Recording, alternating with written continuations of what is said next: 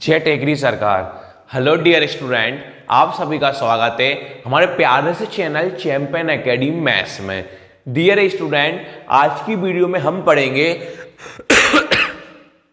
Day 24 part second प्रश्नावली 4.1।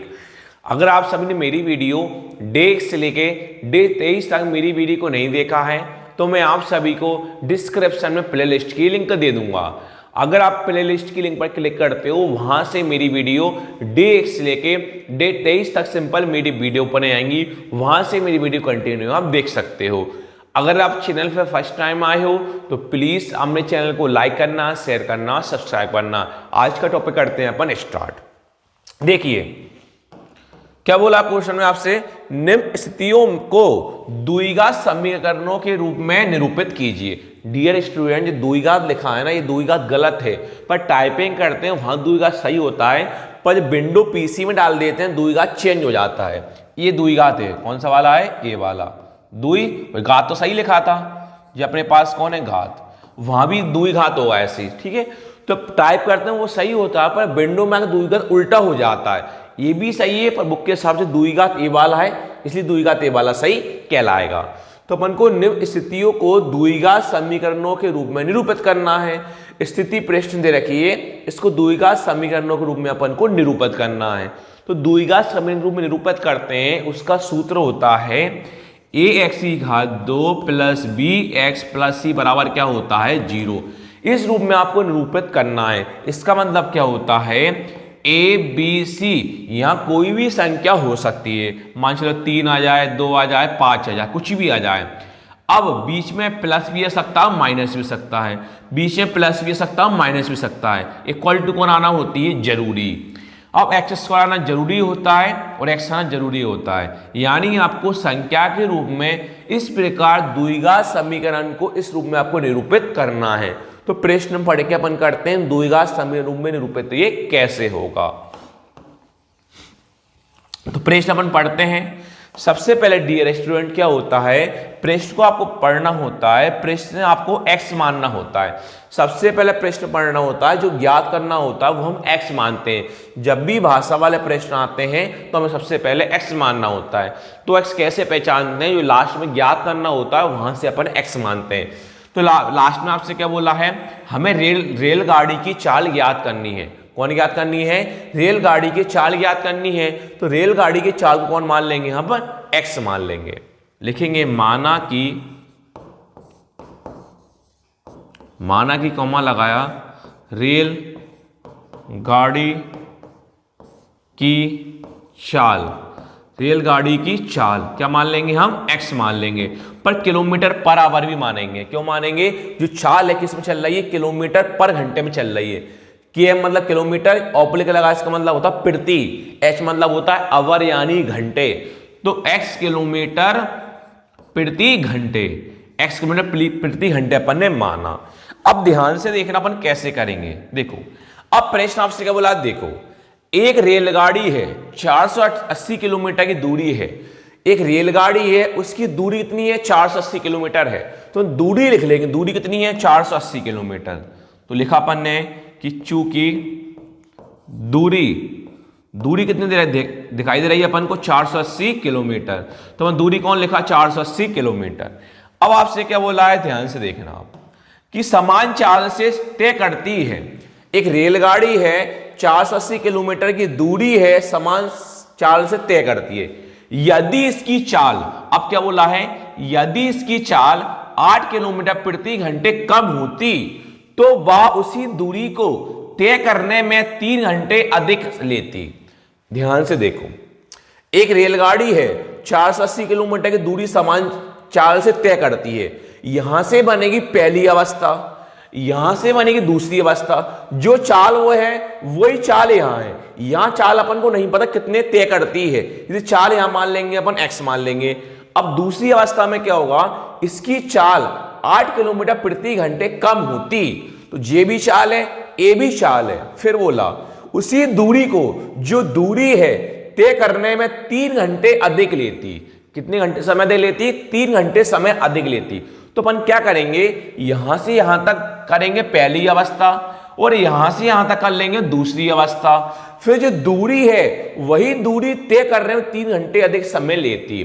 तो क्या करना है, एक रेलगाड़ी पहले 480 किलोमीटर की दूरी समान चाल से तय करती है, फिर वही यदि इसकी चाल 8 किलोमीटर कम होती, पहले चाल तय करती है फिर कम होगी, तो क्या करेंगे, पहले हम मान लेंगे पहली अवस्था चलने में लिया गया समय, या मान लेंगे दूसरी अवस्था चलने में लिया गया समय।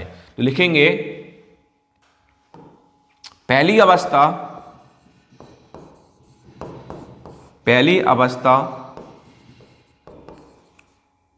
चलने में लिया गया समय, चलने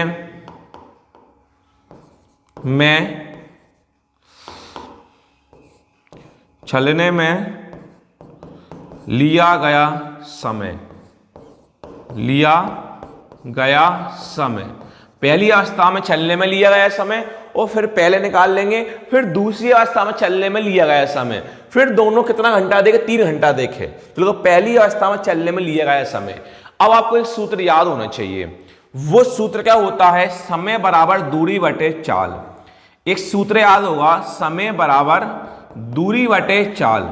क्या सूत्र याद होना चाहिए, समय बराबर दूरी बटे चाल। ये आपको सूत्र याद होना चाहिए, समय बराबर दूरी बटे चाल। अब देखो बराबर, तो आपको देखो दूरी पहले से निकालना है, दूरी और चाल, फिर दोबारा निकाल लोगे वही समय बराबर दूरी बटे चाल। तो पहले आपसे बोला था एक रेलगाड़ी 480 किलोमीटर की दूरी है, दूरी कितनी है, 480 किलोमीटर है, दूरी कितनी 480 किलोमीटर है, यहां भी दूरी कितनी है, 480 है। दूरी कौन लिख दिया मैंने, 480। देखो दूरी कितनी है, 480, दूरी कौन लिखा मैंने, 480।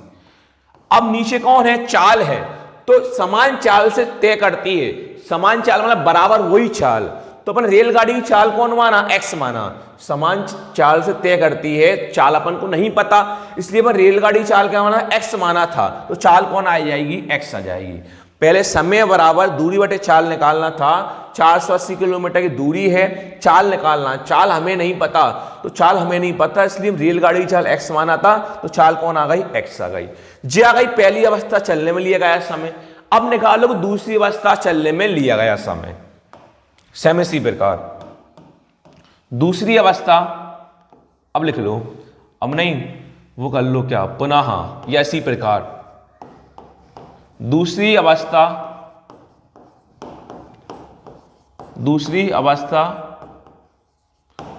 चलने में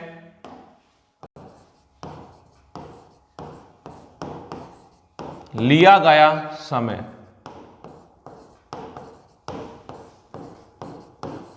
लिया गया समय, वही सूत्र होता है। सूत्र क्या होता है, समय बराबर दूरी बटे चाल, दूरी बटे चाल, इनके मान रख दो। अब देखो अब क्या बोला, ध्यान से देखना, देखो दूरी तो वही पहले भी 480 है, दूरी वही 480 है, तो दूरी एक ही बार दिखाई दे रही है, दूरी एक बार 480 है, तो यहां दूरी में 480 लिखी थी, तो यहां भी दूरी कौन लिख लूंगा, वही 480। अब चाल निकालना है, देखो चाल 8 किलोमीटर कम होती, देखो पहले चाल कौन थी, एक्स थी, पहले चाल कौन थी, एक्स थी, तो वही चाल कौन लिखी मैंने, एक्स लिखी। अब क्या बोला है, चाल जो है 8 किलोमीटर कम होती, कितनी कम होती, 8 कम होती, तो कम में क्या होता है, माइनस होता है। पहले चाल एक्स थी, 8 किलोमीटर कम होती, कितनी कम होती, 8 कम होती, कम के लिए कर देते हैं, माइनस कर देते हैं, तो अब चाल कितनी हो जाएगी, एक्स माइनस का 8 हो जाएगा। देखो पहली अवस्था चलने में लिया गया समय 480 दूरी थी, समान चाल तय करती है तो मैंने एक्स माना। दूसरी अवस्था में लिया गया समय सेम वही, दूरी 480 थी, 8 किलोमीटर कम करती है, तो चाल पहले एक्स थी, 8 कम करती है, तो कम के लिए हमने कौन करा, माइनस का 8 कर दिया। अब लगाएंगे प्रश्नानुसार, अब देखेंगे 3 घंटे कौन अधिक था, क्या लिखा अपन ने, प्रश्नानुसार। देखो अब ध्यान से देखना, आपसे क्या बोला है, उसी दूरी को तय कर रहे हैं, उसी दूरी, जो दूरी पहले थी, जो दूरी थी ना, उसी को 3 घंटे अधिक समय लेती। देखो ये भी चलने में लिया गया समय है और ये भी क्या है, चलने में लिया गया समय है। दोनों समय आपस में क्या है, बराबर है। दोनों की चालें समय आपस में क्या है, बराबर है। देखो उसी दूरी को तय करने 3 घंटे अधिक लेती। ये भी वही दूरी 480 थी और ये भी वही दूरी 480 थी। दोनों आपस में दूरी समय क्या है, बराबर है। दोनों को एक साथ लिखो, 480 बटे एक्स, 480 बटे में एक्स,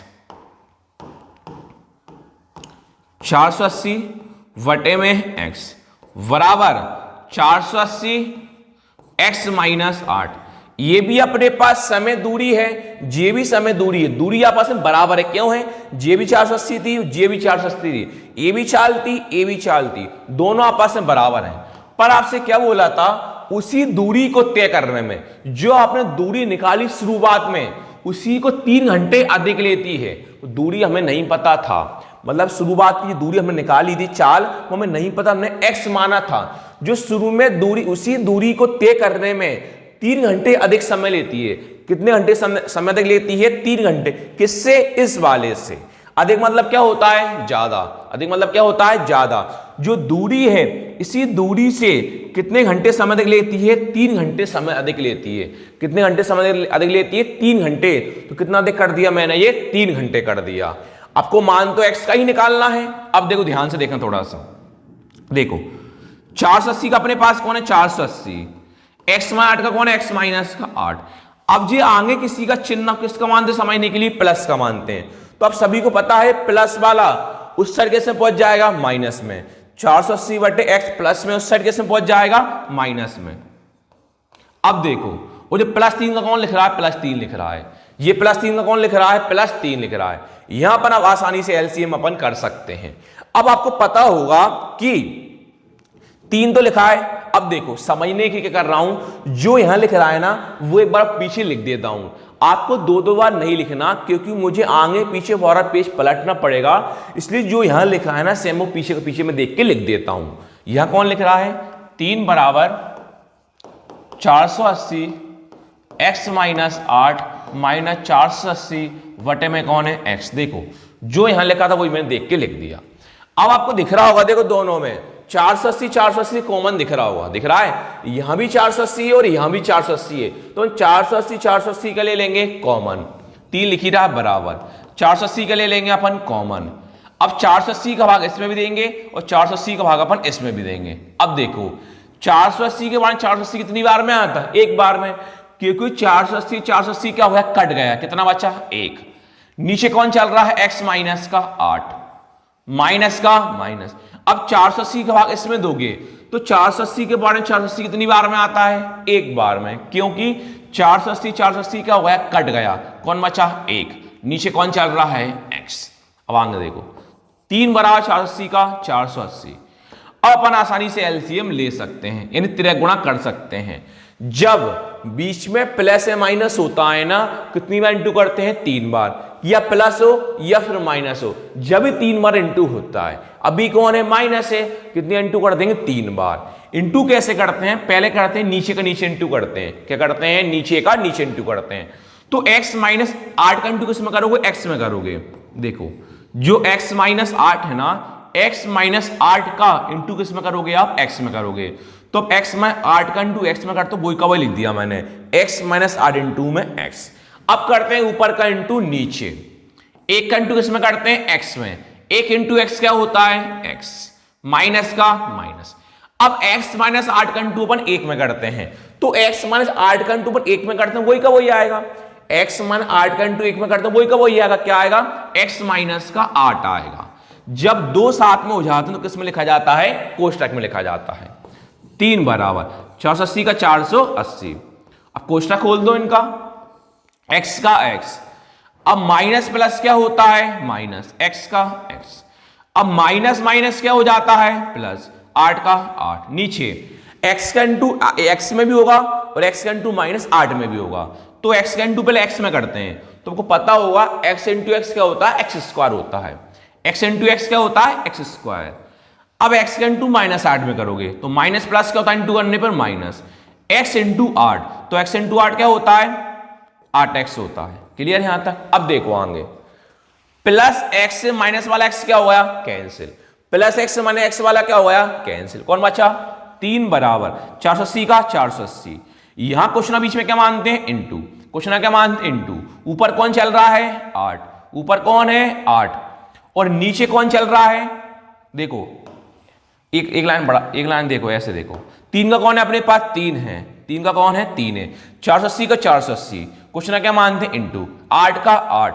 अब ये पूरा देखो, अब ये एक्स स्क्वायर माइनस का किस में, भाग में है, नीचे बटे भाग में, एक्स स्क्वायर माइनस 8x किस में, वटे में यानी भाग में। तो आप सभी को पता होगा वटे वाला भाग वाला का पहुंच जाता है ऊपर जाके इनटू में, वटे वाला भाग वाला ऊपर किस में पहुंच जाता है, इनटू में। तो 3 साइड में लिख देंगे, ऐसे लिख देंगे 3 इनटू बटे वाला कम पहुंच गया, बटे वाला कम पहुंच गया गुणा में, एक्स स्क्वायर माइनस का 8x, जब 2 हो साथ में किस में लिख दिया जाता है, कोष्टक में।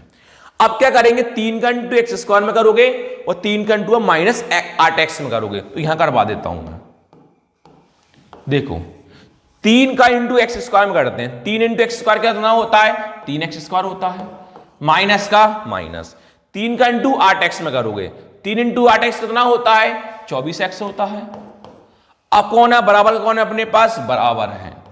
अब 480 का इंटू किसमें करोगे, आप 8 में करोगे, तो 480 का इंटू 8 में करो, 48 का इंटू पहले 8 में करो, 50 जो होगा अपना 384, 50 का इंटू 8 में 384 यानी 3480, कितना होगा, 3480 होगा। अपन को किस में लाना था, द्विघात समीकरण रूप में अपन को व्यक्त करना था, तो अपन करते हैं, 3x स्क्वायर सेम लिखा, 24x सेम लिखा, 3480 भी किस में है, नहीं जी आएगा 48 का इंटू 8 में करने पे 384 आएगा, हाँ 348 84 आएगा, 384 यानी और 0। अब जे प्लस वाला इस साइड किस में आ जाएगा, माइनस का आ जाएगा, और बराबर क्या मान लेते हैं अपन, 0 मान लेते हैं। देखो वही द्विघात समीकरण रूप में ये व्यक्त हो गया, कैसे हो गया, स्क्वायर आएगा या x आ गया बराबर 0 आता है, बीच में प्लस सकता है माइनस आ सकता है, आगे भी संख्या है, यहां भी संख्या और यहां भी संख्या है, किस रूप में निरूपित हो गया, ये द्विघात समीकरण रूप में निरूपित हो गया। तो लास्ट में आपको एक लाइन लिखनी है, जो आपने x माना था, क्या माना था अपने x, रेलगाड़ी की चाल माना था, लिखेंगे अपन, अतः रेलगाड़ी की चाल, अतः रेलगाड़ी की चाल, कॉमा लगाया, जो द्विघात समीकरण, जो द्विघात समीकरण, जो भी अपना आंसर लिख दो, वो क्या है अपना answer, 3x square minus 24x minus 3480 बराबर 0, 3x स्क्वायर माइनस का 24x माइनस का 384 0 को संतुष्ट करते हैं, को संतुष्ट करते हैं। इस प्रकार अपनी आज की वीडियो से 4.1 अपनी खत्म हो गई है। नेक्स्ट वीडियो पर सीखेंगे 4.2। Thank you.